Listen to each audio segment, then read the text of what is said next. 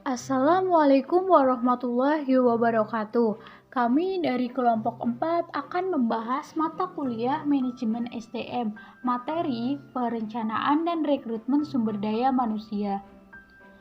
Sebelumnya perkenalkan anggota dari kelompok 4. Yang pertama, Aufa Sulhanur Bahtiar, NIM 41220003. Yang kedua, Erinanda Dewi Purwanti, NIM 41220007. Yang ketiga, M. Fadil Ismail, NIM 41220010. Yang keempat, Ricky Oktafauzan, NIM 41220016. Dan yang terakhir, Rolis Nawati, NIM 41220017. Apa aja sih materi yang akan dibahas? Yang pertama, perencanaan dan peramalan angkatan kerja. Yang kedua, pentingnya perekrutan yang efektif.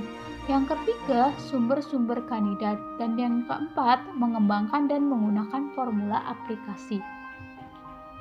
Untuk pembahasan yang pertama, perencanaan dan peramalan angkatan kerja akan dibacakan oleh Saudara Erinanda Dewi Purwanti. Untuk yang selanjutnya, yakni perencanaan dan peramalan angkatan kerja. Merencanakan pekerjaan atau personal adalah proses apa yang harus diisi dalam perusahaan dan bagaimana cara mengisinya. Perencanaan personal mencakup semua lini dan posisi yang harus diisi di masa depan, dari petugas pemeliharaan hingga CEO. Untuk merencanakan kebutuhan pekerjaan, biasanya kita bisa memprediksi 3 hal, di antaranya kebutuhan personal, pasokan tenaga kerja dari dalam, dan pasokan tenaga kerja dari luar.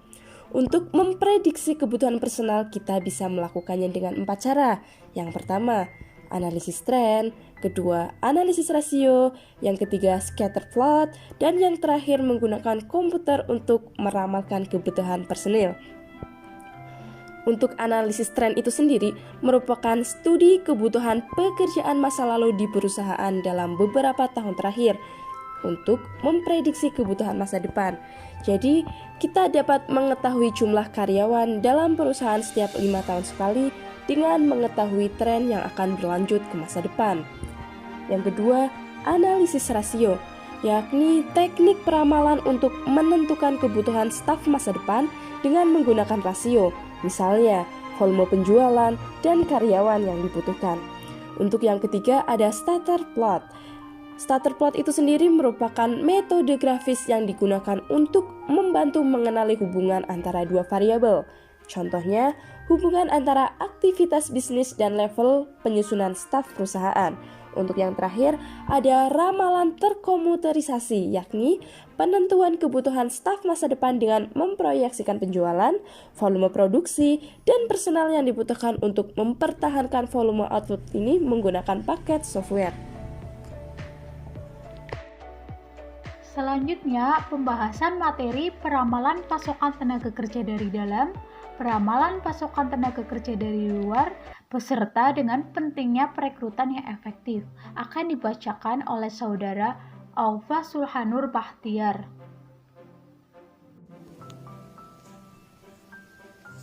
Selanjutnya, meramalkan pasokan tenaga kerja dari dalam.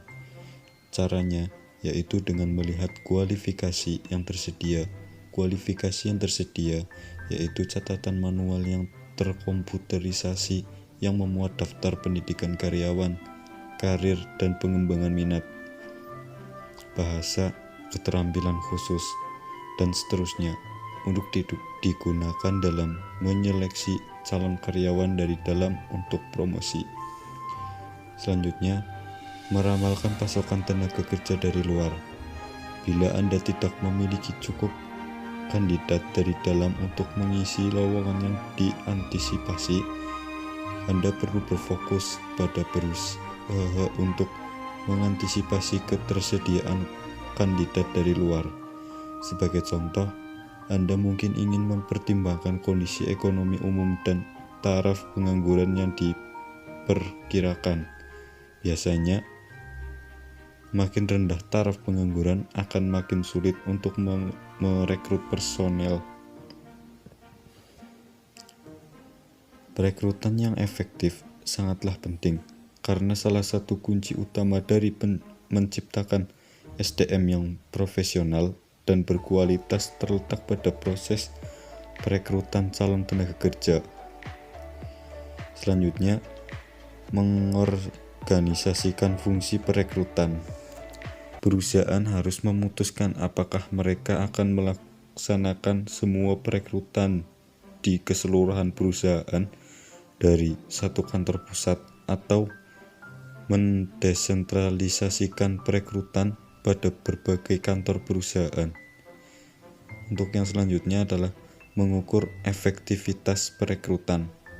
Caranya yaitu dengan menilai pelamar melalui sumber menggunakan perangkat seleksi penyaringan.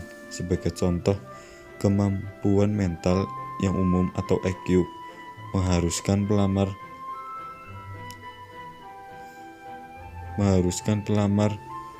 melakukan beberapa tes pekerjaan atau mengetes pengetahuan pekerjaan pelamar. Semuanya merupakan cara yang relatif lugas untuk menunjukkan pelamar mana yang berhak dan tidak. Selanjutnya, piramida hasil perekrutan. Piramida ini digunakan untuk menghitung jumlah pelamar yang harus mereka hasilkan untuk mempekerjakan jumlah karyawan baru yang dibutuhkan. Nah, kemudian pembahasan materi mengenai poin ketiga tentang sumber-sumber kandidat akan dibacakan oleh Saudara M. Fadil Ismail. Ya, poin yang selanjutnya mengenai sumber kandidat. Ada dua sumber kandidat, yang pertama kandidat internal dan yang kedua kandidat eksternal. Pertama, saya akan menjelaskan mengenai sumber kandidat internal terlebih dahulu. Perekrutan mungkin dapat mengingatkan kita tentang agen pekerjaan, iklan, dan iklan khusus. Tetapi, karyawan yang telah ada saat ini termasuk sumber kandidat yang terbaik. Mengisi posisi lowong dengan kandidat dari dalam memiliki banyak keuntungan. Pertama, sebenarnya tidak ada pengganti untuk mengetahui kekuatan dan kelemahan seorang kandidat. Selain itu, kandidat dari dalam mungkin lebih berkomitmen kepada perusahaan. Berikut sumber-sumber yang digunakan perusahaan untuk memperoleh kandidat internal. Yang pertama, menemukan kandidat internal. Untuk menjadi efektif, promosi dari dalam membutuhkan penggunaan publikasi pekerjaan, catatan personal, dan data dari bank keterampilan. Publikasi pekerjaan yaitu mempublikasikan pekerjaan yang lowong dan menyebutkan semua atribut seperti kualifikasi penilaian, jadwal kerja, dan taraf penggajian. Yang kedua, mempekerjakan kembali karyawan. Hal baiknya yaitu mantan karyawan adalah kualitas yang dikenal dan telah mengenal budaya, gaya, dan cara perusahaan melakukan banyak hal. Negatifnya yaitu mantan karyawan yang keluar mungkin akan kembali dengan menerapkan perilaku yang kurang positif dan berpeluang untuk meninggalkan perusahaan. Yang ketiga, perencanaan penggantian adalah proses untuk memastikan pasokan pengganti yang cocok untuk pekerjaan kunci atau senior di masa kini dan mendatang. Perencanaan penggantian biasanya melibatkan 3 tahap. Yang pertama, mengidentifikasi dan menganalisis pekerjaan kunci. Yang kedua, menciptakan dan menilai calon karyawan. Dan yang terakhir, menyeleksi mereka yang akan mengisi posisi kunci tersebut.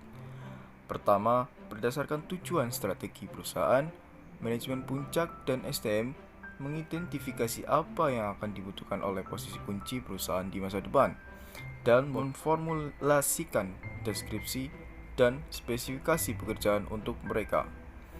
Setelah mengidentifikasi apa yang dibutuhkan di masa depan, manajemen beralih pada pekerjaan menciptakan dan menilai calon karyawan untuk pekerjaan ini. Menciptakan berarti mengidentifikasi calon karyawan internal dan eksternal bagi posisi kunci masa depan. Kemudian memberi mereka pengalaman, pengembangan yang mereka butuhkan agar menjadi calon karyawan yang punya kemampuan ketika tiba saatnya untuk mengisi posisi yang bersangkutan. Dan yang terakhir, perencanaan sukses membutuhkan penilaian calon-calon karyawan ini dan penyeleksian mereka yang akan benar-benar mengisi posisi kunci. Kemudian, poin yang kedua mengenai sumber kandidat eksternal. Perusahaan tidak selalu mendapatkan semua karyawan yang mereka butuhkan dari staf mereka saat ini, dan mereka juga kadang tidak ingin. Berikut sumber-sumber yang digunakan perusahaan untuk memperoleh kandidat eksternal. Yang pertama, melalui iklan di media massa, radio, TV, koran, maupun internet. Diharapkan perusahaan dapat merekrut tenaga kerja dengan spesifikasi tertentu dan pengalaman kerja tertentu.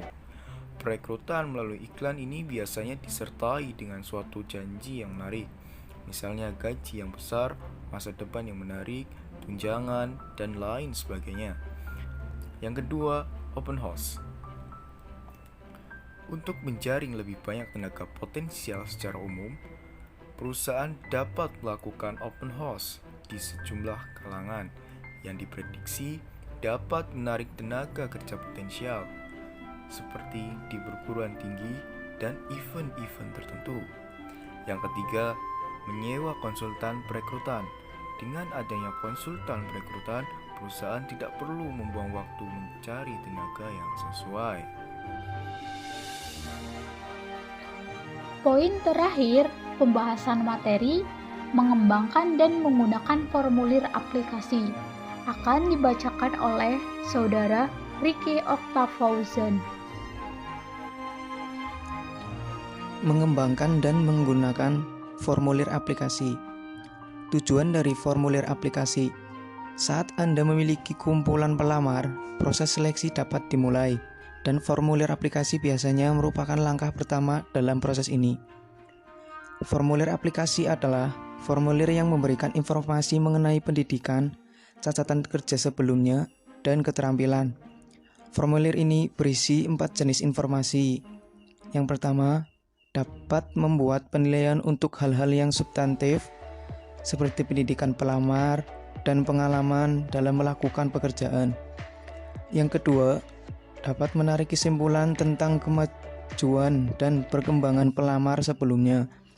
Dan yang ketiga, dapat menarik kesimpulan tentatif mengenai stabilitas pelamar berdasarkan catatan kerja sebelumnya.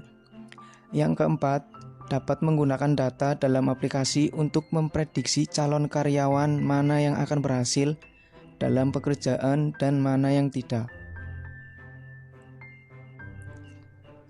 Alternatif pemecahan perselisihan. Formulir alternatif penyelesaian pemecahan perselisihan sebagai bagian dari proses aplikasi ini, pelamar untuk setuju menimbang perselisihan hukum tertentu yang berhubungan dengan pekerjaan mereka atau pemberhentian dari perusahaan mereka. Yang selanjutnya, menggunakan formulir aplikasi untuk memprediksi prestasi kerja. Caranya untuk mengetahui prestasi atau keberhasilan pekerja yaitu dengan melakukan studi statistik untuk menemukan hubungan antara respon biodata pada formulir aplikasi dan keberhasilan pada pekerjaan. Terima kasih. Itulah pemaparan dari kelompok kami mengenai materi perencanaan dan rekrutmen sumber daya manusia. Selebihnya mohon maaf bila ada kesalahan. Wabillahi taufiq wal hidayah. Wassalamualaikum warahmatullahi wabarakatuh.